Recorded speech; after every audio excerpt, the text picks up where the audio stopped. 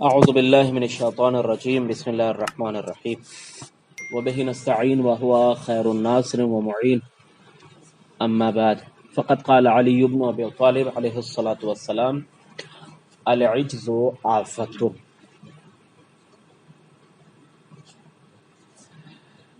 امام علیہ الصلاۃ والسلام نے اس حدیث میں انسانوں کی 5 صفت بیان کی۔ پہلی عجز ہے، دوسری صبر ہے، ٹھیک ہے، اور زہد ہے مثلا۔ 5 چیزوں کی طرف امام نے اشارہ کیا، اور یہ 5 چیزیں انسان میں باقاعدہ پائی جاتی ہیں۔ جیسے العجز آفۃ، عاجزی کیا ہے؟ آفت ہے۔ کیسے؟ اب ذرا آپ اندازہ لگائیے، انسان عاجز کب ہوتا ہے؟ مثلا انسان کے پاس طاقت نہیں ہے، عاجز ہوگا یا نہیں ہوگا؟ عاجز ہوگا۔ انسان کے پاس علم نہیں ہے، جاہل ہے، عاجز ہوگا یا نہیں ہوگا؟ انسان کے پاس مثلا توانائی جسے کہا جاتا ہے، علمی توانائی، یا اقتصادی اعتبار سے انسان کمزور ہے۔ اقتصادی جانتی ہے نا، رزق و روزی کے اعتبار سے، یعنی فقیری کی زندگی گزار رہا ہے، تنگ دستی کی، بدحالی کی زندگی گزار رہا ہے، وہ عاجز ہے یا نہیں ہے؟ یقیناً عاجز ہے۔ جس انسان کی فکر کمزور ہو، عاجز ہے یا نہیں ہے؟ عاجز ہے۔ تو اب ذرا آپ خود بتائیے، جس کے پاس علمی توانائی نہیں، جس کے پاس جسمی طاقت نہیں، جس کے پاس اقتصادی طاقت نہیں ہے، یعنی مال و دولت، ثروت وغیرہ وغیرہ نہیں ہے، جس کی فکر خود صاف نہیں ہے، جس کی فکری اعتبار سے جو کمزور ہے، ایسا انسان اگر معاشرے میں نکل جائے، لوگ اسے کیا کہیں گے؟ پریشان کریں گے یا نہیں کریں گے؟ بے قیمت ہو جاتا ہے نا، وہ اس کی کوئی قیمت نہیں رہ جاتی، بیکار ہو جاتا ہے انسان، کیونکہ نہ سوچ سکتا ہے، نہ سمجھ سکتا ہے، نہ مثلا اپنی چیزیں بیان کر سکتا ہے، نہ اس کے پاس طاقت ہے کہ اپنا دفاع کر سکے، کوئی چیز نہیں پائی جاتی۔ جب کوئی چیز نہیں پائی جاتی تو انسان کیا ہوتا ہے؟ عاجز ہو جاتا ہے۔ العجز آفۃ۔ اچھا، ایک مثال میں نے آپ کو دیا تھا کہ کبھی کبھی کیا ہے کہ لوگ انکسار انسان کو، منکسر مزاج انسان کو بھی کیا ہے؟ عاجز سمجھتے ہیں۔ اگرچہ منکسر مزاجی انسان کو بلندی کمال کی بلندی عطا کرتی ہے، اور حقیقت ہے یہ۔ منکسر مزاجی، صبر و ضبط، زمانہ چاہے جتنا بھی برا ہو جائے، یہ اپنے آپ کو نہیں بدلیں گے۔ اور پتہ چلا کہ شہید سبتے جعفر صاحب مرحوم، وہ کیا ہوا کہ کسی نے ایک فون کر دیا، مولانا وہ سرکار پیش خانی کرنی ہے، ان کو نہ سیکیورٹی کی ضرورت ہے، کچھ نہیں، وہ ایک بائک اٹھائے، وہ پہنچ گئے۔ یہ عاجزی ہے۔ ابھی مثلا کوئی آج کسی شاعر کو آپ فون کیجئے اور کہیے کہ جو ہے آپ کو قصیدہ خوانی کرنی ہے، ہمارے یہاں محفل ہے، وہ کہے گا کہ ہماری فیس اتنی ہوگی۔ سب سے پہلے یہی تو کہے گا کہ ہماری فیس اتنی، ہمیں فیس اتنی چاہیے، اس کے بعد ہم کریں گے۔ لیکن ان کا انکساری کا عالم یہ کہ مثلا انہوں نے کہا کہ نہیں، قاسم سلیمانی آپ دیکھ لیجئے، ایک منکسر مزاج انسان۔ بعض علماء جو ہمارے ملک میں بھی ہیں منکسر المزاج ہیں، مثلا ایک بار ہم فون کر دیں گے تو وہ آ جائیں گے بغیر کسی اس کے، انہیں کوئی اس طریقے کی دقت نہیں ہے۔ تو بعض افراد عوام میں ایسے بھی ہیں کہ ان کو بھی عاجز سمجھتے ہیں، اگرچہ یہ کیا ہے؟ بے وقوفی ہے، انہیں عاجز نہیں سمجھنا چاہیے۔ یہ اپنے مزاج میں جو انکسار، انہوں نے تواضع جو پیدا کیا ہے نا، یہ تواضع کا پیدا کرنا اس بنیاد پر ہے کہ وہ اپنے رب کو ڈھونڈنے میں کچھ حد تک کامیاب ہو چکے ہیں، یا مثلا وہ اپنے کمال، وہ جو سرحد عشق الہی ہے نا، اس سرحد کو پار کر چکے ہیں، تب شاید اس مقام پر پہنچے ہیں کہ ان کے اندر تواضع ہے۔ زمانہ کچھ بھی کہتا رہے، انہیں کوئی فرق نہیں پڑے گا، لوگ انہیں کچھ بھی کہیں، راستہ چلتے ہوئے کچھ بھی کہیں، انہیں فرق نہیں کیوں نہیں پڑے گا؟ اس لیے کہ وہ جانتے ہیں کہ یہ جو ہمیں الٹا سیدھا کہہ رہا ہے، یہ جاہل انسان ہے۔ اگر یہ جانکار ہوتا، بہرحال کیا تھا؟ العجز آفۃ۔ انسان کو چاہیے کہ مثلا اپنے اندر طاقت پیدا کرے، انسان کو چاہیے کہ اپنے اندر کیا ہے، اپنے مال کو اضافہ کرے، اپنے رزق میں اضافہ کرے، اپنے دولت میں اضافہ کرے. یہ قدرت اسے ضرور چاہیے. اپنی فکر کی کمزوری کو دور کرے. یہ فکر کی کمزوری کو اگر دور نہیں کرے گا تو ظاہر ہے انسان اسے عاجز سمجھے گا. دوسرا فقرہ امام کا، والصبر شجاعت. اللہ اکبر، قسم سے صبر کیا ہے؟ شجاعت ہے. اب شجاعت کی تعریف میرے خیال سے ہم اگر تعریف کریں تو میرے خیال سے رائے گا جائے گا. اس کی وجہ یہ ہے کہ ہر آدمی جانتا ہے شجاع کون ہے، بہادر انسان. انہوں نے کہا الصبر شجاعت. صبر کیا ہے؟ والصبر شجاعت. صبر کیا ہے؟ شجاعت ہے، بہادری ہے. ظاہر ہے کہ ابتدائی اسلام چند لوگ مسلمان ہوئے ہیں اور شیب ابی طالب میں بند کر دیا گیا. یہ ان کا صبر ہی تو تھا کہ 3 سال تک شیب ابی طالب میں پیغمبر رہے. ابو طالب، جناب ابو طالب کا خاندان رہا. پورے عرب نے بائیکاٹ کر دیا، نہ کہیں سے کھانا مل سکتا ہے، کچھ نہیں مل سکتا، نہ کسی سے خرید سکتے ہیں. کئی دنوں تک یوں ہی بھوکے بھی رہے، مگر یہ صبر ہی تو تھا. اسی صبر کو بندن شجاعت کا درجہ دیا گیا ہے. یہ صبر کیا، اسے شجاعت کہا گیا، بہادری کہا گیا ہے. مگر یہ صبر کس لیے تھا؟ پروردگار عالم کے لیے تھا. اور یہی صبر کیا ہے؟ شجاعت ہے، بہادری ہے. اب آپ یہاں انہوں نے کئی مثالیں دی ہیں. البتہ مثلا صبر صدر اسلام میں جیسے پیغمبر اکرم انہوں نے صبر کیا اس معاملے پر. شیب ابی طالب میں سارے کے سارے لوگ جمع ہو گئے. شیب ابی طالب کی مصیبت ختم ہوئی. اس کے بعد کیا، اب ہجرت کا دروازہ کھل گیا، یعنی ایک نئی مصیبت. مسلمان کبھی حبشہ جا رہے ہیں، کبھی کہیں جا رہے ہیں، ہجرت کر رہے ہیں. کیوں؟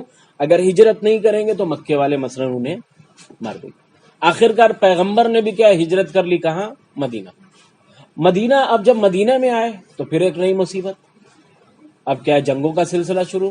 جنگ بدر، جنگ احد، جنگ خیبر وغیرہ وغیرہ. یہ ساری چیزوں پہ کس نے صبر کیا؟ پیغمبر اسلام نے اور مسلمانوں نے. امام رسول خدا سے ایک اور حدیث ہے صبر کے حوالے سے، کہتے ہیں کہ الصبر ثلاثۃ. صبر 3 طریقے کا. ٹھیک ہے. نمبر 1، صبر عند المصیبہ. مصیبت کے وقت کیا ہے؟ صبر کرنا. صبر علی الطاعہ. اطاعت کے وقت صبر کرنا. یا مثلا صبر علی المعصیہ. گناہ کرتے ہوئے انسان کیا ہے؟ معصیت کے وقت صبر کرنا. یہ تینوں صبر کا ایک ایک مرحلہ ہے. ظاہر سی بات ہے کہ جب مصیبت آئے تو انسان کو واقعا صبر کرنا چاہیے. مصیبت کہنے کا مطلب یہ کہ انسان کبھی کبھی ہوتا ہے کہ ساری آسائش کی تمام چیزیں انسان کے پاس موجود ہے، اچانک سے ایک حادثہ آ گیا. ہماری زندگی میں ہم سب دیکھتے ہیں ساری آسائش کی چیزیں موجود ہے، بھرا گھر ہے، بالکل بھرا گھر ہے، روشن گھر ہے، مگر اچانک کیا ہے؟ اس گھر میں غم کی بجلی گرتی اور پتہ چلا کہ جو ہے کوئی اس دنیا سے رخصت ہو گیا، حادثہ پیش آ گیا. ماں بیٹھی ہے، باپ بیٹھا ہے، بھائی بہن سبھی لوگ ہیں، سب خوش و خرم تھے سب کے اس پہ. مگر جیسے ہی یہ ہوئی، اب ایسے وقت میں وہ کیا کرتے ہیں؟ یقیناً گریا جتنا کر سکتے ہیں کرتے ہیں اپنے بچوں پہ. اس کے بعد کیا ہے؟ وہی کیا ہے؟ صبر. پوری زندگی صبر کر کے گزارتے ہیں کہ اللہ نے یہ چیز ہمارے لیے معین کیا تھا، ہم نے اسے کیا اپنے سینے سے لگا لیا ہے. یہ صبر کیا ہے؟ شجاعت ہے.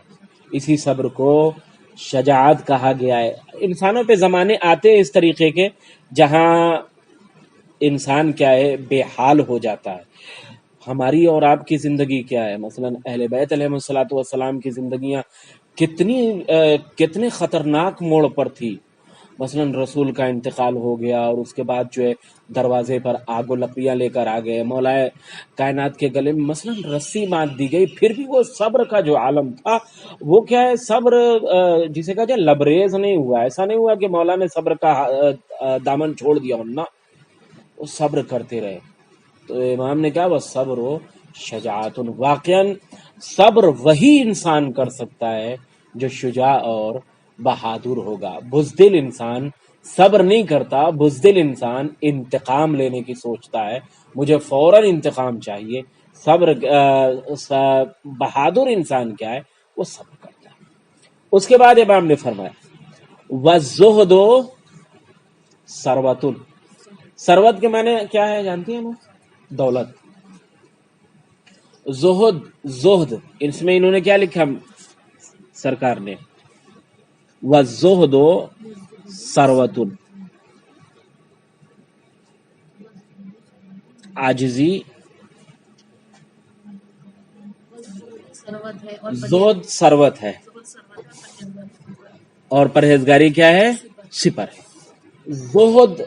زہد بڑی اہم چیز ہے انسانی زندگی میں. جی, دو جملے ہیں, ایک زہد اور دوسرے کیا ہے؟ ثروت.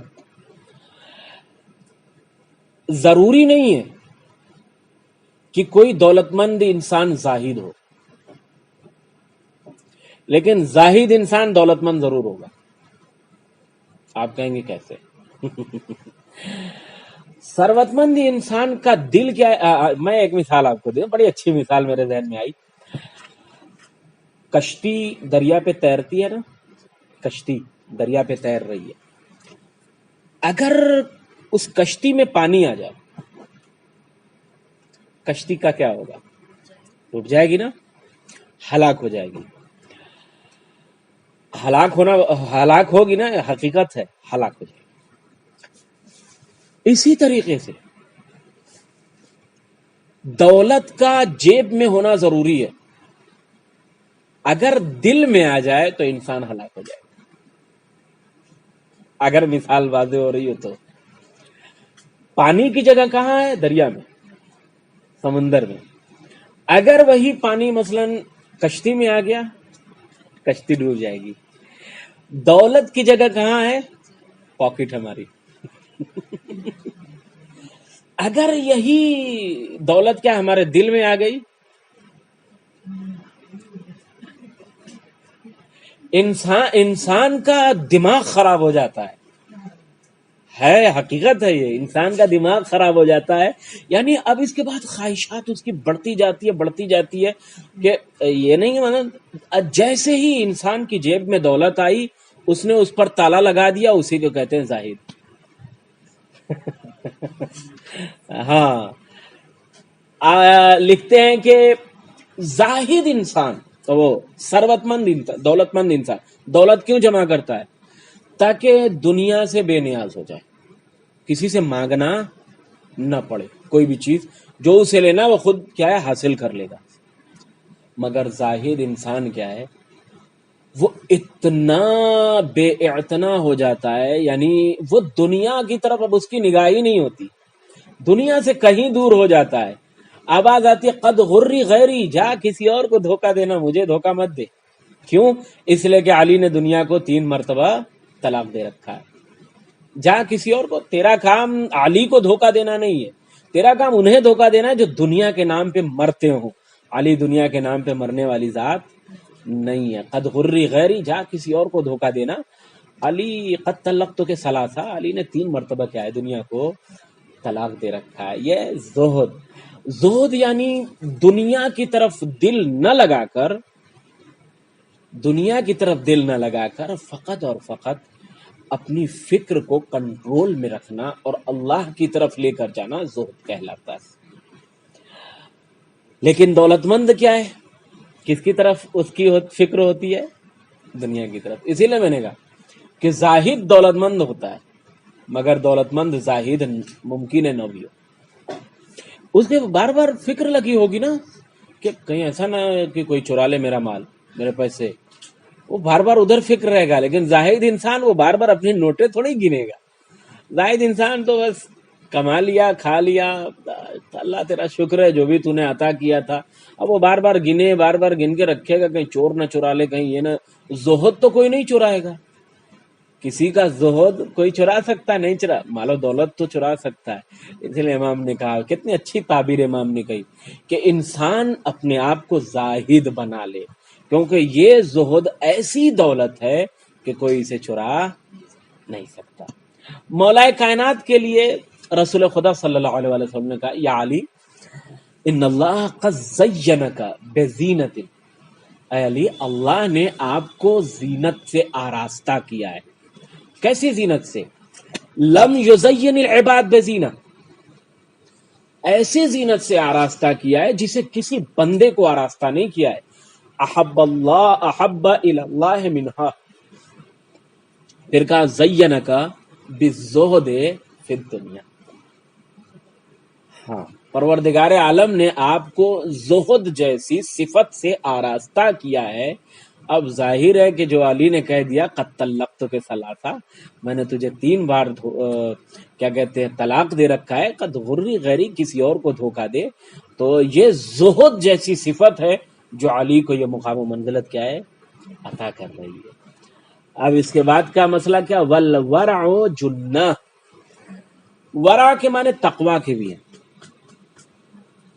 جی، جنہ سپر کے معنی میں ہے، سپر یعنی بھائی ڈھال جو تلوار روکنے کا کام کرتی ہے.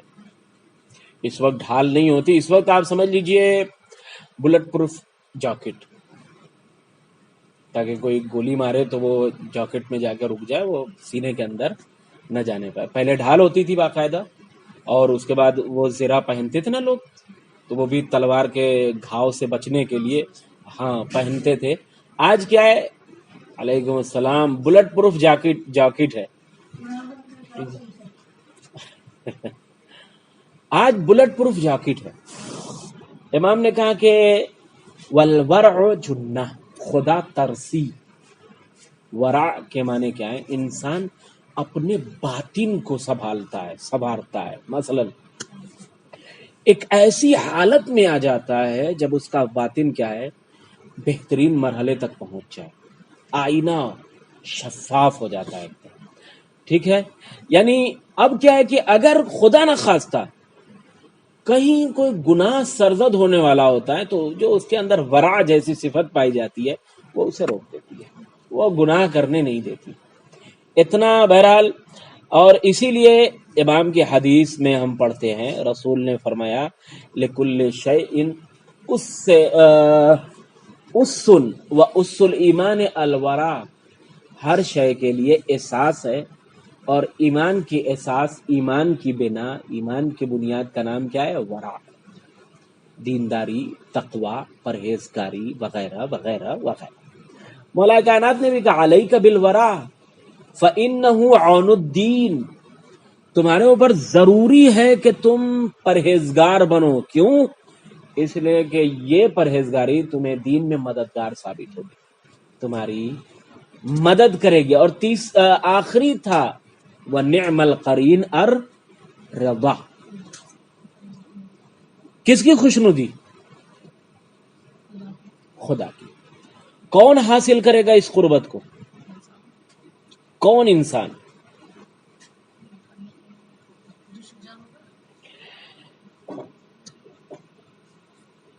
پروردگار عالم کی رضایت اور کیا ہے؟ خوشنودی حاصل کرنا. خدا بند عالم کی رضایت اور خوشنودی کا حاصل کرنا. ٹھیک ہے، اس سلسلے میں مولا نے بیان دیا. اور امام نے کہا کہ وَنِعْمَ الْقَرِينُ الرِّضَا، پروردگار عالم کی رضایت سب سے بہترین ساتھی ہے. کس کی رضایت؟ پروردگار عالم کی رضایت بہترین ساتھی ہے. وہ کتنا خوش نصیب انسان تھا جس نے ایک رات سو کر اللہ کی مرضی خریدی تھی. کتنا خوش نصیب تھا.